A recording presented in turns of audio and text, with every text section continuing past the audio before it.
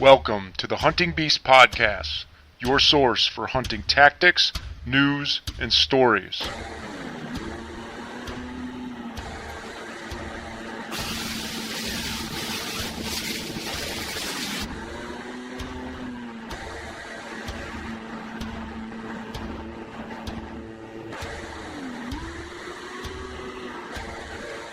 And now your host, Mario Traficante. Hello, and welcome to Episode 3 of the Hunting Beast Podcast. Today we will be discussing river bottoms and small woodlots with Hunting Beast member and moderator Stanley Schmidt. Alright, well, welcome to this week's podcast. We have Stanley Schmidt, member of the Hunting Beast site. Stan is an active member of the Hunting Beast site. He shares a lot of information to help contribute to other members of the site over several years of hunting whitetails, and he's a guy that not only talks the talk, is also walk the walk. So we're happy to have him on, and today he's going to focus on covering river bottom hunting and small woodlot hunting. With that, welcome Stan, and how you doing this morning? Hey, how you doing, Mario? Yeah, I'm doing pretty good. I just wanted to give you a little thank you note, and I think I speak for the rest of the Hunting Beast too, for taking your time to do these podcasts. Yeah, this has been fun. Learn a lot about things I can use for next season, and so it's been fun for me. So I guess to start off, we can just talk about, you've been at this game for a long time. Maybe you want to give us a little bit of history of what got you into whitetail hunting, what got you into hunting in general.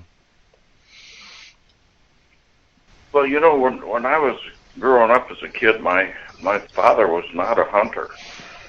So how I got interested in it, I just picked it up on my own, and everything that I learned, I kind of had to learn on my own. So at that time, there were no magazines, books, hardly any. There was no internet, no DVDs, none of that kind of stuff.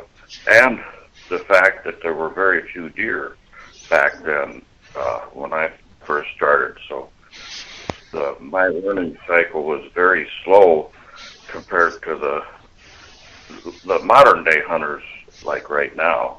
I mean, they have so many resources available that their learning cycle is way quicker, faster than it was for me back when I started. Sure. One of the things you said, how you had to do a lot of learning on your own.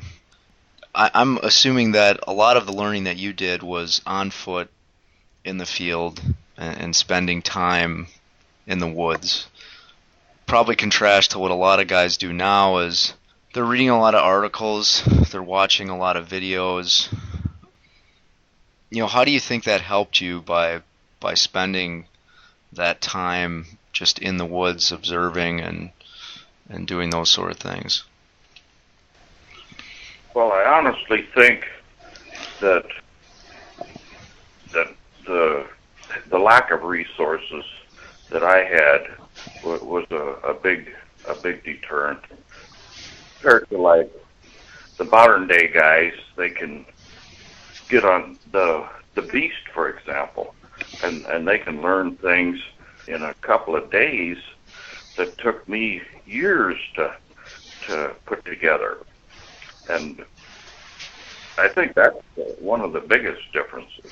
I think probably a good lesson from that is that we've seen from time to time guys will come on the beast, they'll learn a tactic or a technique, they'll go out and try to put it into practice, and maybe they have a small success, or maybe they even have a failure on that first try, and they have a tendency to get discouraged. What could you tell them from what you just said, where some of those tactics and techniques, it took you years of trial and error to figure out and perfect? Is it, you're not going to get it on the first try a lot of times, right? Oh, I agree 100% on that, Mario. You just have to pay your dues. It's that simple. You can't go out and in any sport or any phase of life and be at the top. You know, you have to start at the bottom, work your way up to that top level tier, and it takes time. You know, you can't do it overnight. And I think a lot of guys, like you said, read, well, I can go out and find this buck bed and I can kill a buck out of it. Well, you know, that's more than likely not going to happen the first time out, and it may not happen the first year out. Right. You just have to pay your dues. What are some of things that you always do as you enter the woods or when you're in stand, little nuances that you pick up on? I mean, having a lot of time on stand tend to build sort of this sixth sense of when you know there's a certain mood or a certain feeling, the temperature, the weather is getting into a certain time frame, and you know that it's going to get good. Are there things like that you draw upon? Just about in any sport, you get a feel for what can take place or what should take place, and it's like you say, a sixth sense. Basketball players have it on a 3-point shot. Some days they can hit it, and they know it. You know, they'll feel it, and that's kind of the way it is with hunting. Also, you get into a spot and you say, "This is it. That buck's going to be there," and that applies with fishing too. You get into a spot and you know there's going to be a fish there. Right. And that's sort of a culmination of being in those locations time after time after time, and maybe experiencing success when you see the same sort of setup, the same wind conditions, the temperature, the time of the year, and it's like you just know that this is going to be a good spot. Yeah, and that's exactly right. You just feel it. Sometimes it doesn't pay off, of course, and sometimes that buck bed is empty, or that bedding area that you think that buck is there, but sometimes it happens. What are some things that, you know, as you've progressed through the years and hunted, what are some things that you've changed or transitioned from early on when you first started hunting till now?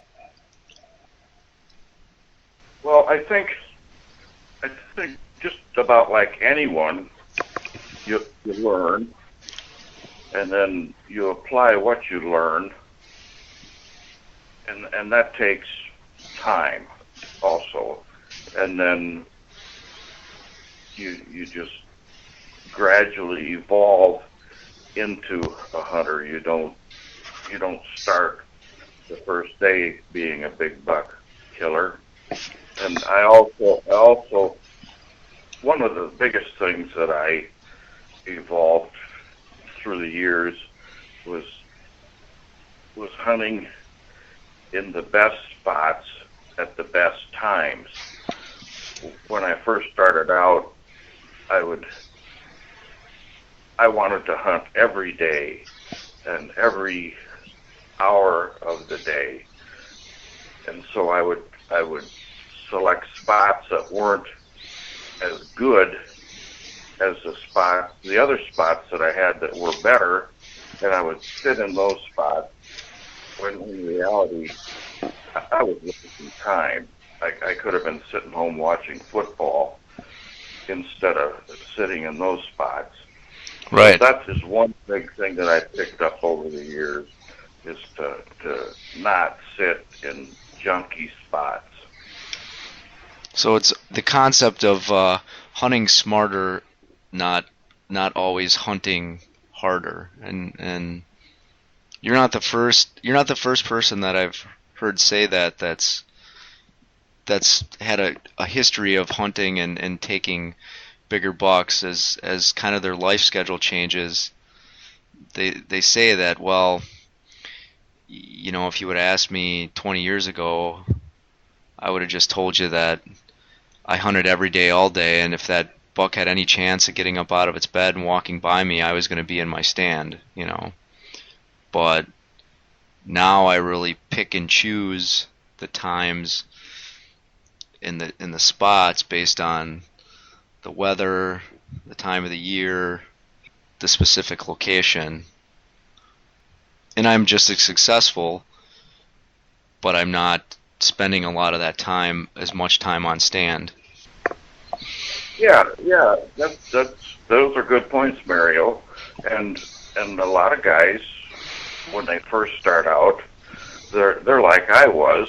They almost make a job out of it, where they figure they have to be out there. And that's the way I was. I figured if I was out there, I was doing what I should be doing. But as I progressed in through the years, I found out that really that wasn't the right way to go about it. Well, and for some guys, I mean, that brings up another good point is, what if you only have a small, limited amount of places where you can hunt? Kind of what I've learned from the site, because I used to do this on a piece of property that I hunt, and I used to want to get out there and hunt, but I would overhunt it, because I would be there weekend after weekend after weekend, because I felt, like you said, the more time I spend on stand, I'm bettering my chances, but maybe I was doing more harm than good because my presence was there all the time instead of just during the good times. Yeah, those are great points. I was guilty of that. I'd go into a spot, I'd hunt it, and then the next day I would go back to that spot, and until you start to realize, you start seeing less deer every time you go in. Right. So, right. I mean, it's a teaching experience too, you know. And until you go in there and do it a few times, and then every time you go in there, there's less deer sightings and less deer sightings. You got to learn from that. You can't just keep doing that. Right. Well, I mean, would you say that, all things being equal, conditions and everything, that first sit is typically when you get your most action? I think that's pretty well documented. You go on and talk to just about everyone, and just about every hunter with any amount of experience will agree that first sit is the best. And of course, in the beast style, like Dan Infall does, when you hunt a bed, the first time you hunt that bed is the best time. You know, he doesn't go into and hunt a bed, or look at a bed and then go back and hunt it. He has it preset where he's going to go in and hunt it one time and then probably not again. And that's kind of what I do. I very seldom hunt a stand 2 days in a row. I just don't like to, and I have more fun hunting a different set. Sure. It's just a variety. That's kind of the spice of hunting. Yeah. So I guess with that, we can get into hunting river bottoms and small farm woodlots. Maybe you want to start out with telling us about some of your river bottom hunts, some tactics or techniques that you like to use or employ in those sets or scenarios. Yeah, I actually really love river bottom hunting. That's probably one of my most favorite types of hunting is river bottoms, and I don't do as much now as I used to because I lost my good river bottom spots, and that happens to everyone. You lose your hunting spots. The best thing that I like about river bottoms is you can go into a river bottom and you know which direction the deer aren't going to come from. And that's a big key there. They're not going to come from the river. Once in a while, a buck may swim across the river, but it's so remote. It's just not even in the plan. I always, when I river bottom hunt, I always let my wind blow into the river if I can. It's just a perfect situation and a perfect scenario. If your wind is blowing into the river, you're not ruining any of the other areas that a buck can come from. So then you're typically setting up with, I guess, you're trying to get your back to the river then, in the most part, huh? I love to do it that way. Yeah. And I used to, when I first started doing a lot of river bottom hunting, I would not hunt a spot unless I could come in from the river and, I would float to the spot that I was going to hunt, and I could just lurk in there. I could sneak in there. There's no ground scent. There's no noise. There's no visibility of a hunter being there. I could just coast in, tie up to the bank, crawl up, and I'd have 20 yards of ground scent, and it was just a perfect setup. So in those setups, how did you know the deer would be working their way towards the river? The best case scenario is if you have a bend where the bend goes up into the timber, and then that kind of creates an automatic bottleneck. Then if you have the bedding area on either side of that bend, then you can set up there, and it's just a perfect scenario. Whether it be doe bedding on either side or buck bedding on one side and doe bedding on the other, if you're in between, you're in a good spot.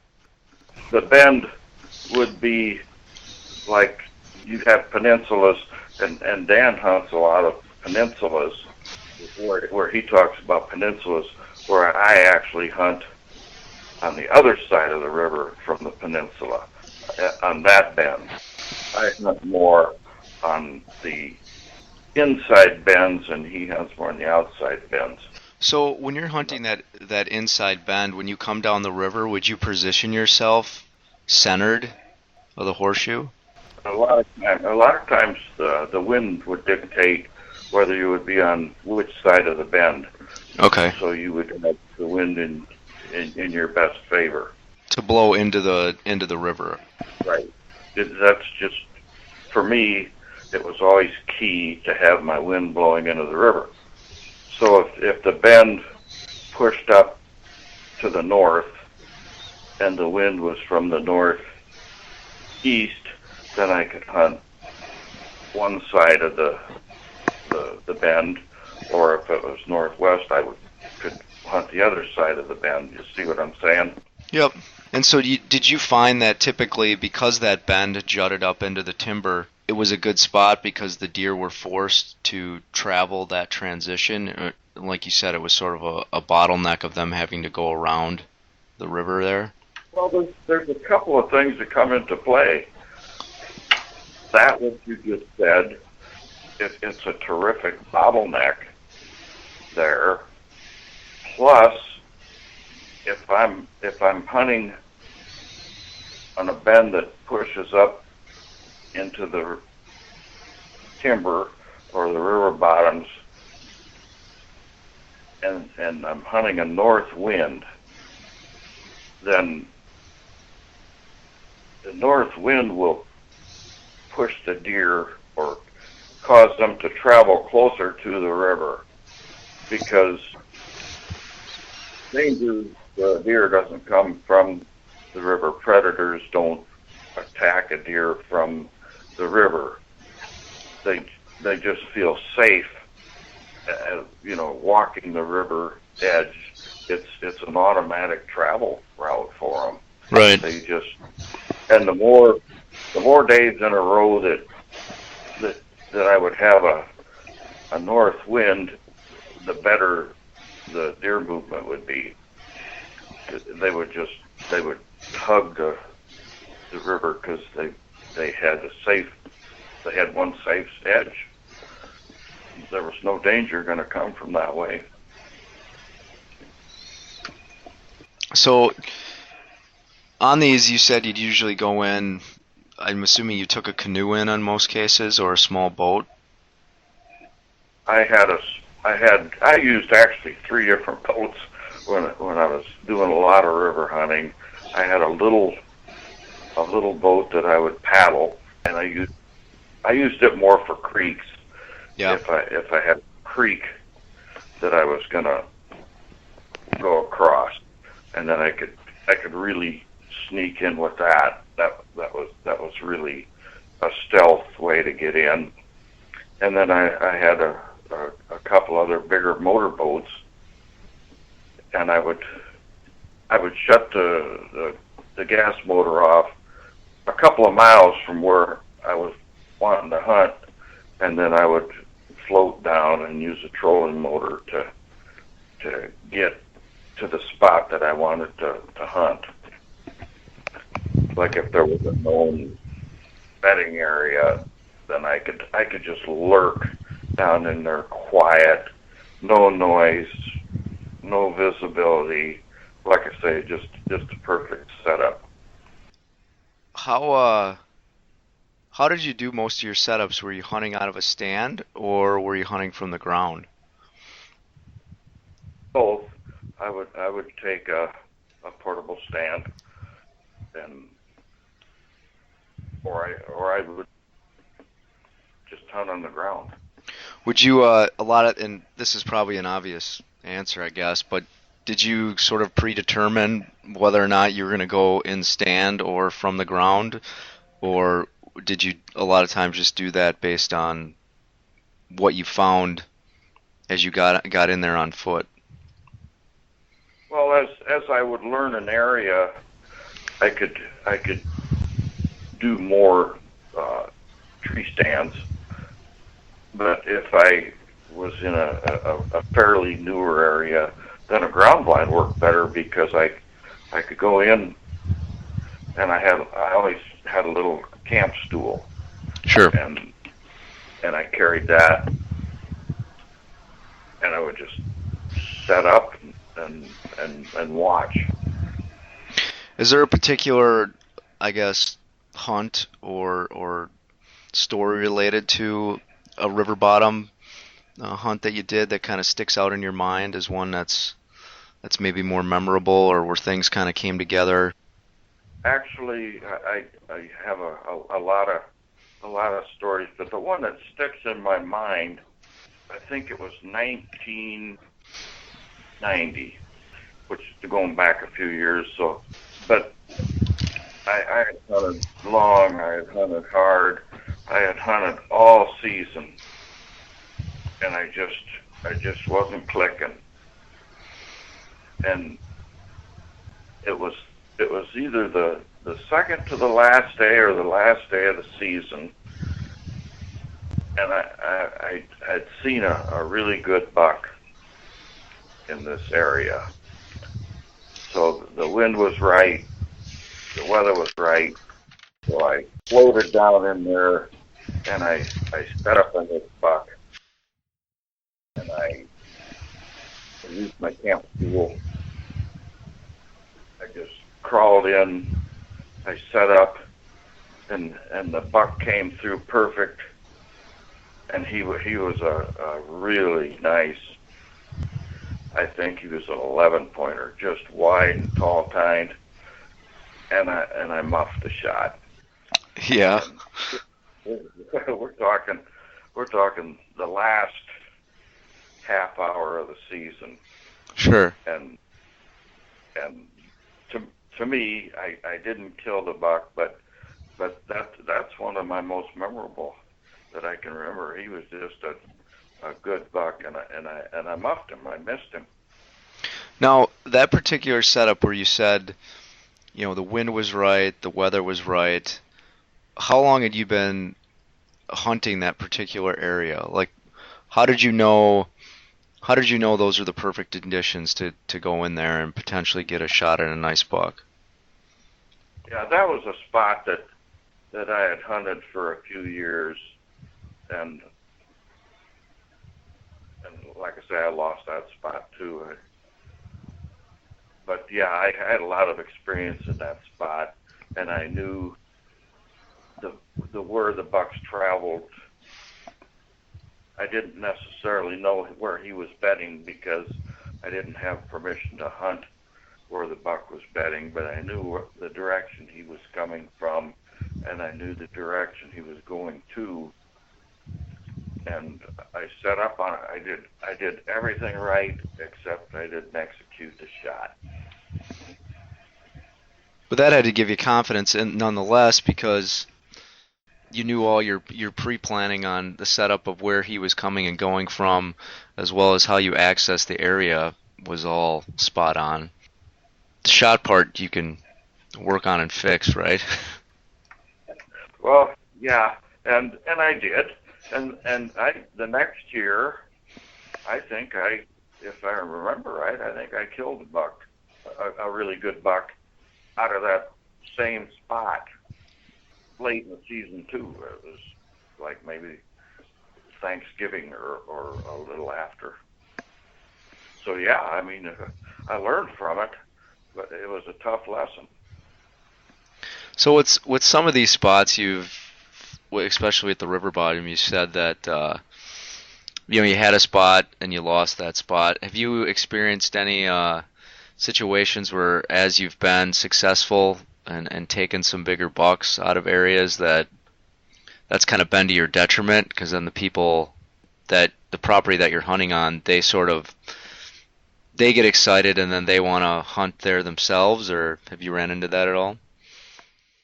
Well, any of the spots that I hunted, there were other hunters there. I wasn't alone.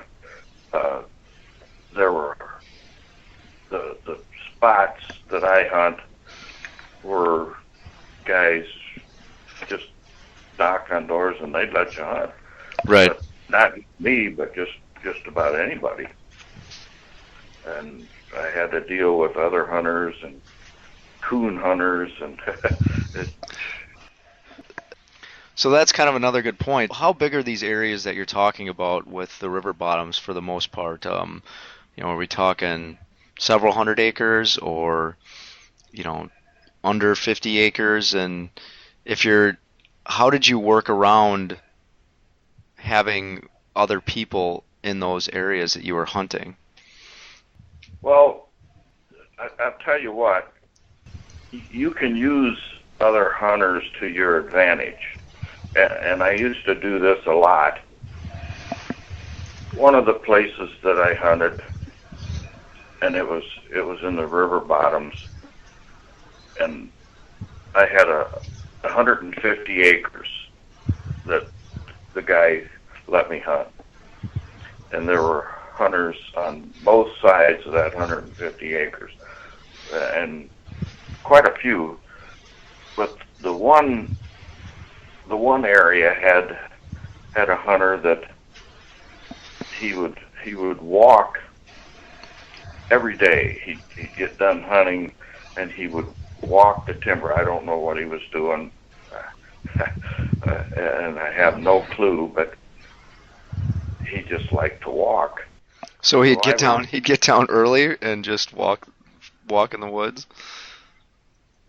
Yeah, he would get done hunting in the morning, and he would walk the woods. And don't see what he was looking for, but he did it day after day. But I used that to my advantage. I would see his truck parked, and I would see when he would leave. So I made sure that I was in the spot that I wanted to be in before he got there and after he left. And I remember one day I was hunting that spot, and I came in from the river, and he walked in from the north, and he got done hunting, and it was in the morning hunt. He got done hunting, and he pushed about 15 deer, and 4 of them were nice bucks, and I passed them. And I bumped into the guy later in the day, and he said, "Hey, the hunting was pretty slow this morning, wasn't it?" He had no clue that he had bumped those 15 deer. Those deer, sure. He never saw deer. And I just said, "Yeah, it was pretty slow, wasn't it?" Yeah, that's interesting how, you effectively patterned him and what he was doing. Absolutely. And you can do that, whether you're hunting public ground or private ground. If you got guys that you got to work around, work around them to your advantage. Yeah, good point. Good point. All right. Well, maybe you want to kind of talk a little bit about hunting small woodlots or farmland. I know that you said that you had some advice and some tactics when it comes to those spots. Yeah, I've done a lot of small woodlot farm ground hunting, and it's really tough in some respects, because some of the areas are 25 acres. Okay. And you can burn out 25 acres in one hunt.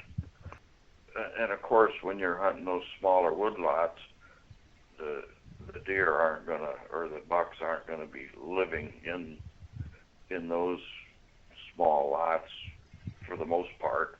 They're gonna live in bed everywhere. So I guess that's a good question or point. You mentioned this when you were talking about river bottoms. If you know that the deer are not bedding on a particular small spot that you're hunting, how do you form your strategy in order to get on a buck, or how do you recognize the fact that a buck is on an adjacent property, or is that done? Would you do that through scouting in the spring, or shining, or how did you go about identifying these bucks were on adjacent properties to know that you could hunt them? Most of the time, I would glass or observation stand, so that I could see where the buck was coming from or what direction. Because, like I say, if you're hunting 25 acres and the bucks are not there, and they're coming from another area, you're going to sit back and glass. You could use observation stands, whatever it takes to get you on that buck. And what time of the year would you start doing that? Is that a process that you would do all summer long, or? Well, you can do it all summer long, but normally the feeding patterns change, where the bucks don't hold a pattern from, like, say, in August into October. Okay. in especially in ag country, the food sources change, and of course that changes where the areas that the bucks will be. And beans are a great example. When the beans are green, the bucks are in them. When the beans are yellow, they kind of don't go in them as much. And of course, the beans are green in August. So if you're glassing in August, and then the beans switch to yellow, and you're glassing, and that'd be like October, there's a big difference. They're not going to be there. So you gotta kind of keep track of and follow where these bucks would come from. Would you keep a journal or notes on particular areas in the deer traffic in those areas as you did your glassing? I was always kind of lackadaisical about that. I never kept a journal. I just kept mental notes. Sure. I guess is what you call it. But I was never much of a writer, so I just didn't keep any written journals. I just never did. So, do you have a particular, I guess, hunt and I guess related tactics you want to share with one of your woodlot hunts, or maybe a couple of your woodlot hunts? Yeah, I've got a good hunt story. Thinking back here, like I say, my mental notes. I think it was 1981, and I had patterned this buck in early October, and I knew he was coming out of a small woodlot, and I'm talking small. It was 7 acres, and it was a triangular shaped 7 acres, and there was corn planted on both sides of this 7 acres, which really made it an isolated spot, and that's why he was in there. But he came up from the south and went into the bean fields. The beans were combined at that time, and he was in there, and the does were kind of in there feeding on these bean shaft. Right. After they pick the combine, leaves a bunch of, and the deer just love that stuff. So at opening day, the wind was right. I snuck up through the corn, and I killed the buck. He just followed pattern. So was he bedded in the triangle? He was bedded in the triangle, and he would travel to the tip of that triangle, and there was a fence line, and I call it a corridor, where he could walk down this corridor where there was 2 fields of beans, but there was a fence line in between them, and he would walk that fence line up to this bean field. And he held that pattern. On the opening day, I killed him. So when you entered in, then you said you entered in from the corn. I'm assuming you had the wind. You had the wind to your face then as you entered in. So all was based on kind of positioning yourself. How did you position yourself along that corridor? The wind was out of the east that day, so I came in from the west. I had to make a great big loop through this cornfield. Okay. It was kind of I made a loop through the cornfield, and I cut in 90 degrees from where I suspected he would come from. And what direction were the bean fields in then? To the bean fields were to the north. To the north, okay. And he was across the road, an old gravel road. And I parked on that gravel road about half a mile to to the west, and I cut in to the corn, and I walked down through the corn, and then I cut over to that triangle point. I didn't even have a tree stand. I just climbed up into a tree, and that's how I killed that buck. I suspect we're going to get some people questioning back for you to post a diagram of a couple of these hunts, because that seems like a pretty neat setup.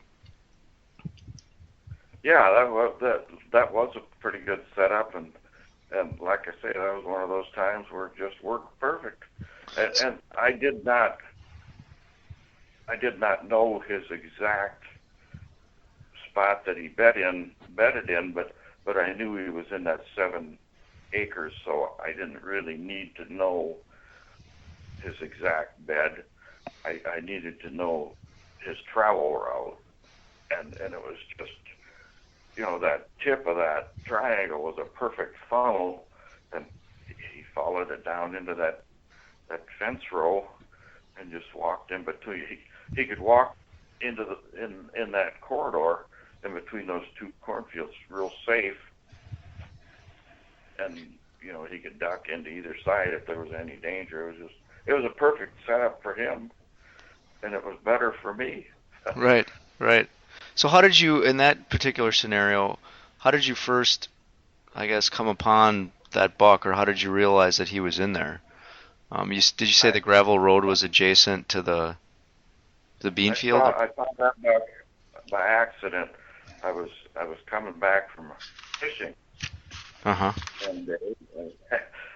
I saw that buck. It was like maybe late September, early October, and I saw the buck. So then I kept an eye on him, and I kept my eyes open and my mouth shut. Right. So you kept going back to that same spot and glassing what he was doing. Yeah. I just keep an eye on him, and he wouldn't come out there every night, but a lot of nights he did. So, and he was with a little 6-point. There was a little 6-point buck. It was just a 2 bachelor group of them. What's a good number of spots that you try to have at your disposal, in order to keep yourself mobile and moving around? I guess you have as many as you can. Yeah. Right. But I have 3 primary spots, and they're all in different locales. I don't have a spot that I can walk out my back door. I have to travel. I have to do a lot of traveling to get to a couple of spots. And the reason for that is I have friends that own farms now. Sure. And I'm able to hunt those properties. So,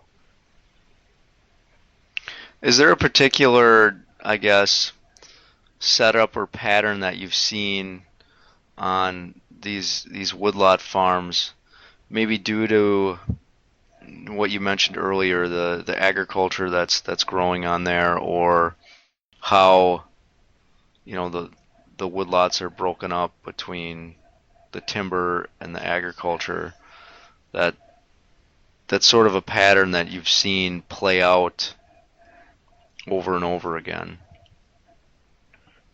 Well, actually, when you're hunting ag country, it's a continual change for the buck, because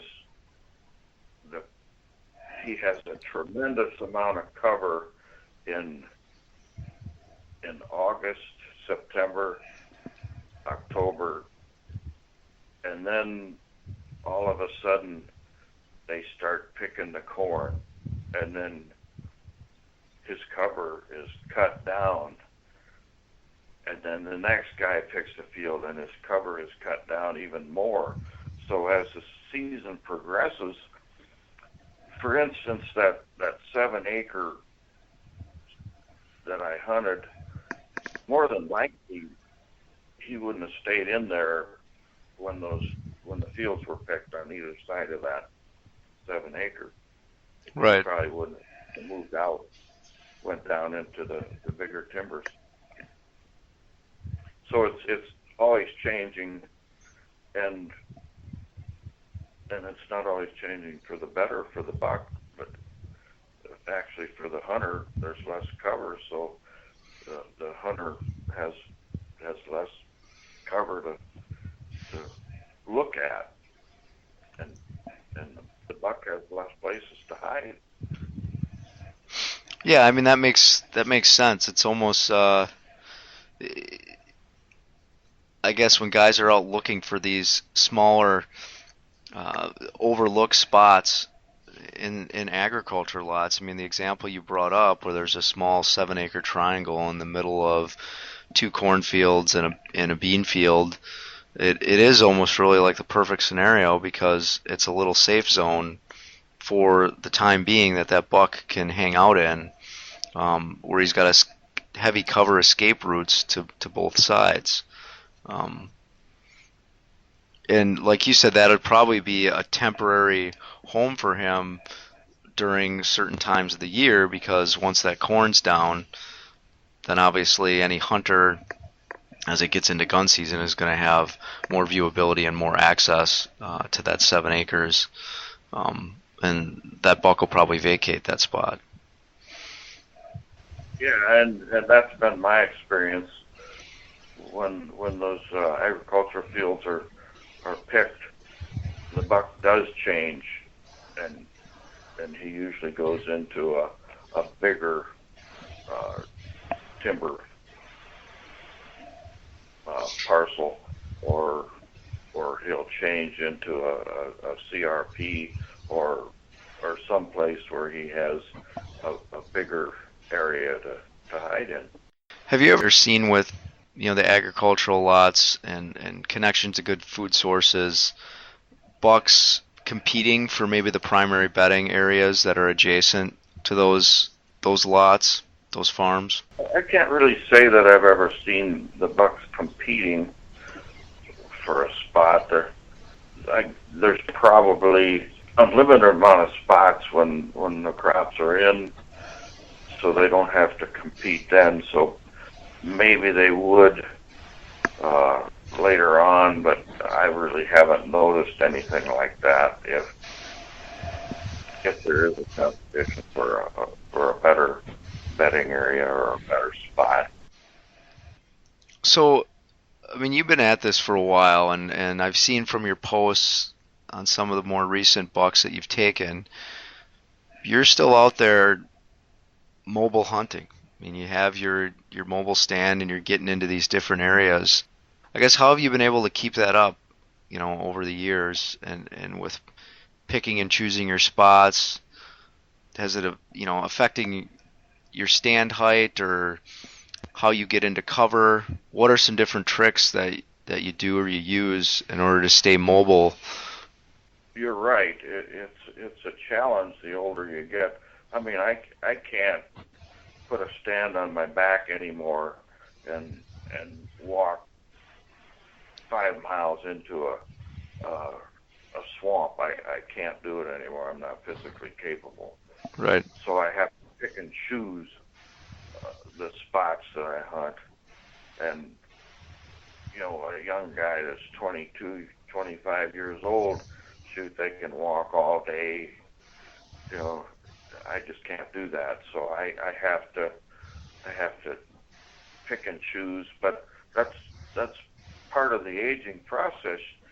You learn a little bit about using your head instead of your back. Right. And that's a big deal for me. I just have to hunt smarter. I don't have the physical tools that I did when I was younger. And those are great points, Mario. These younger guys don't realize it yet, but they'll go through it too. Or an injury can do that. Sure. You read on the Beast where some guy has. I just read something where a guy had a knee injury and was going to be out for a while, he just has to adjust. You can still hunt. You can still do things. One of our members is in a wheelchair. He still hunts. You know, it's not the end of all when you get old or you have an injury. You just adjust. Yeah, you make adjustments. Yeah. What I know you mentioned during hunting the river bottoms that you liked having the wind blowing over the river, and you've seen in a lot of your cases when you had the wind coming from the north. On these small farm lots, is there a specific wind that you saw that played to your favor, whether it be in relationship to the corn or the bean field, or how a specific property was set up? I know the one small farm that I hunt, it typically has a southwest wind almost all the time. What have you experienced in a lot of your spots? Is there changing winds, or are the winds fairly consistent? Or No, I would say that the winds are pretty variable, and I like that. In fact, I love that because it allows me to hunt a different spot more effectively.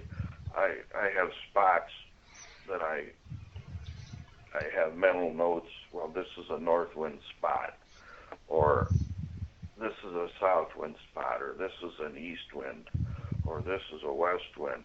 So I make sure that I have spots available for all different wind directions, not just one,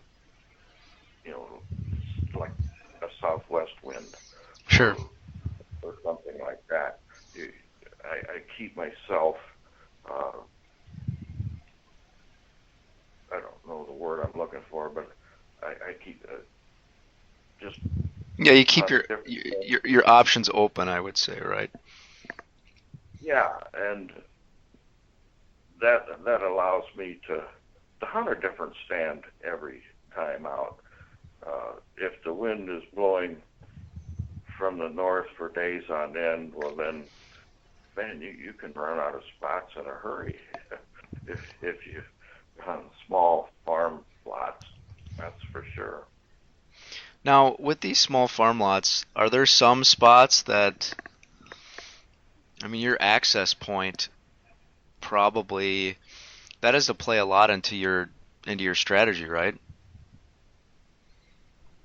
The access point is the key to all strategies.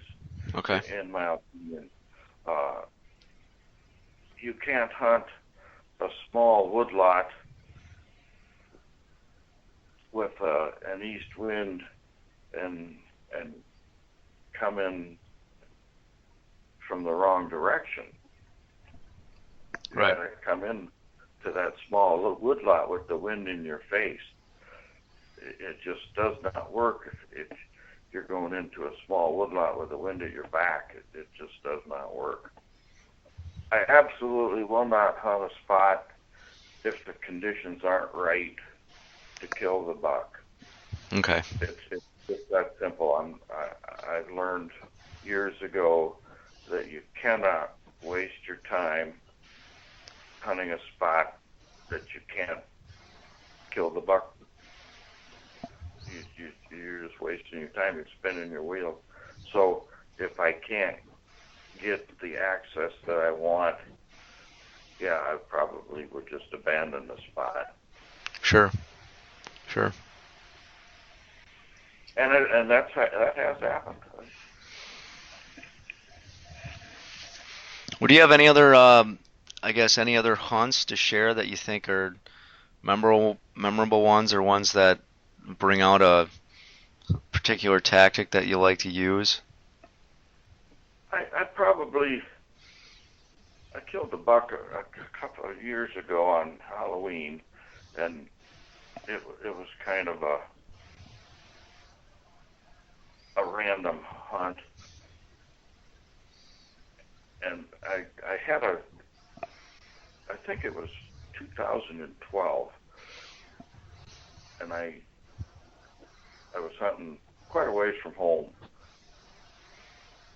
4 hours, and the wind was right for that spot, so I had a plan all set up in my mind. So I got into the timber. The wind was right. The conditions were right. And I noticed that the white oaks were dropping some acorns. Okay. And I saw a bunch of turkey scratchings where the turkeys were trying to get these acorns.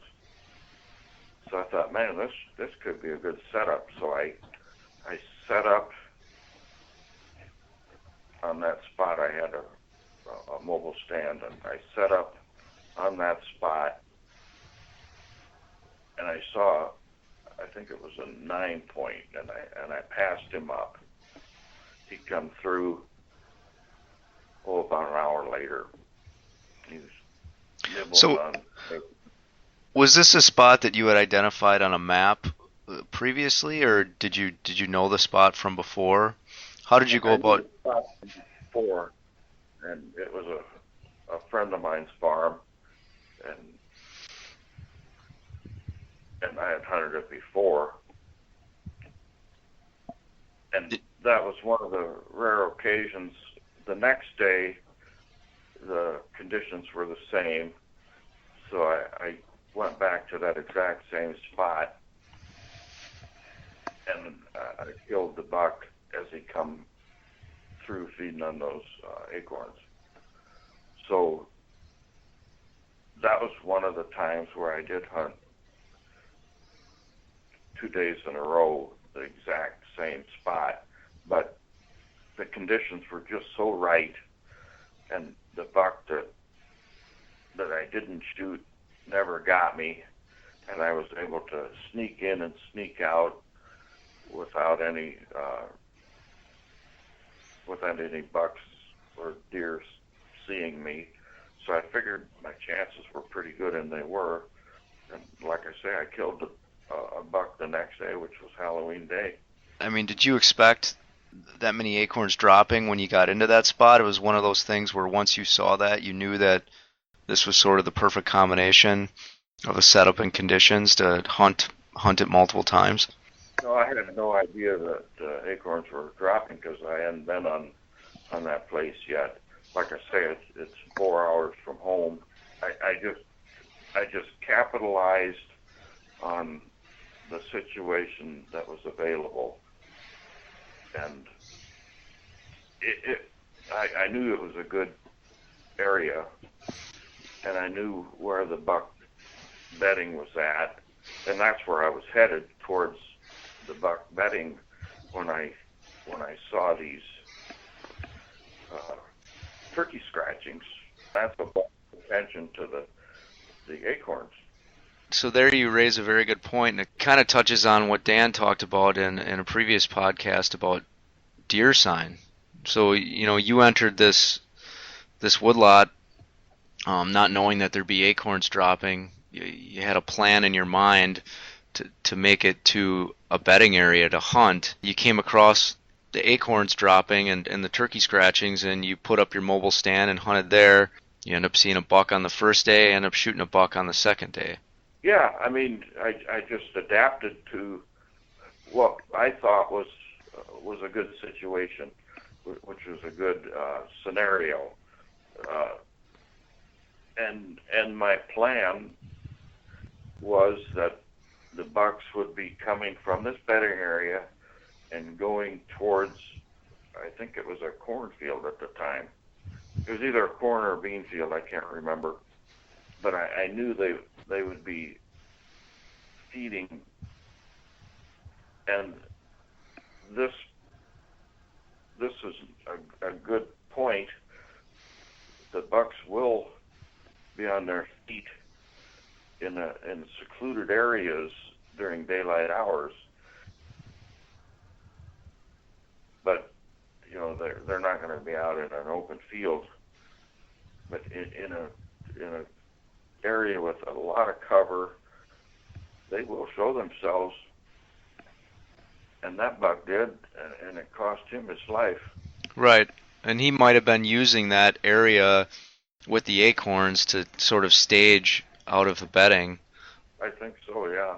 If I didn't have any idea where that bedding was in relationship to the cornfield, what do a lot of guys do? They walk into a farm area like that and they hunt on the edge of a field, or they watch a TV show and they see that a guy puts up a stand on the edge of a field and he sees a big buck come walking by. So, they'll set up their stand on the edge of the cornfield and wait, but those bucks might not even get to them before dark because they're just too far off. Yeah, a lot of guys watch these TV shows and get the idea that that's how it's done, and that's unfortunate, because 99% of us aren't going to be able to hunt like those guys do. Let's face it. Right. You got to be real. You just have to be in check with reality. We don't have that type of ground to hunt, and we don't have the resources that those guys do, and that's just the bottom line. Yeah. If you think that that's the way hunting is, you're just fooling yourself. Yeah, exactly. And I don't know, in my opinion, to some extent, it takes a lot of the fun out of it. I mean, there's a lot of strategy of trying to get in and get into an area where you can get yourself a good buck. And you've put a lot of time into it, trying to figure it out and setting up a plan. There's a sense of accomplishment when you go through and do that. Yeah, I mean, just if you watch, as an example, if you watch one of these celebrity hunts, one of their DVDs, and if you watch a Dan Infalt DVD, you're going to see a huge difference, and the huge difference is the Dan Infalt DVD is the average run-of-the-mill everyday hunter like we all are, Right. and the celebrity hunt is not what we are or who we are or how we hunt. Very true.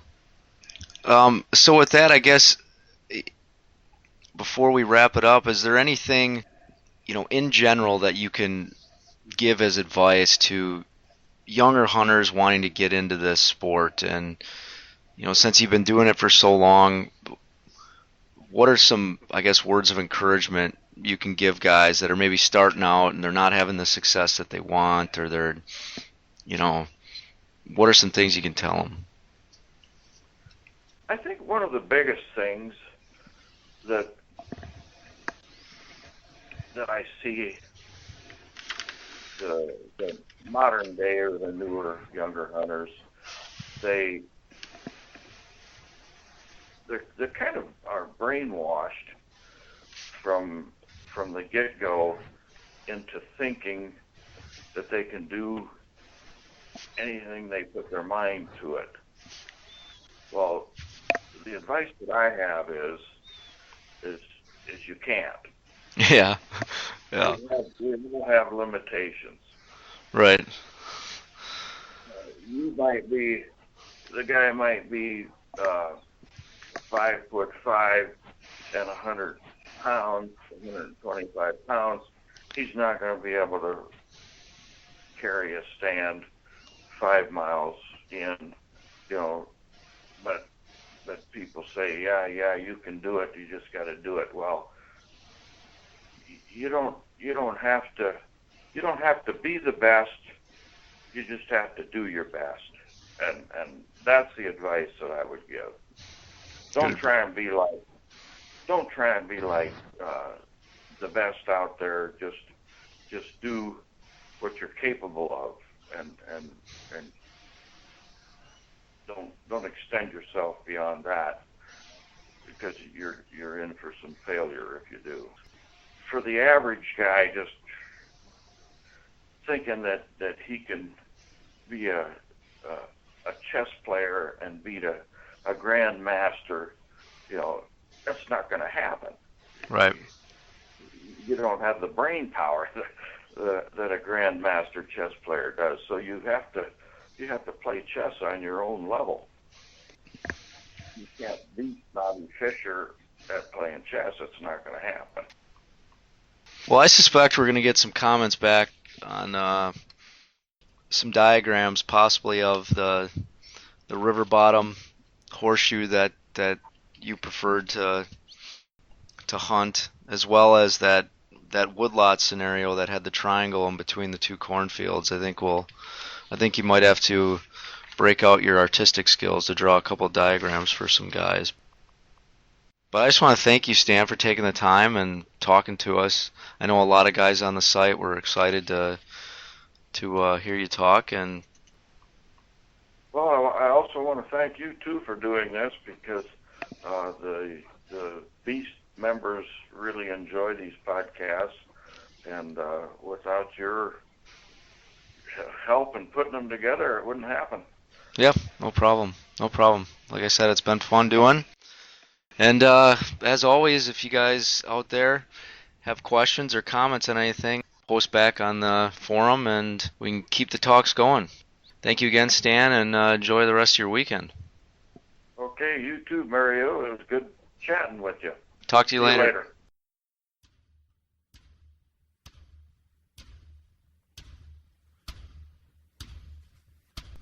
That concludes today's podcast episode.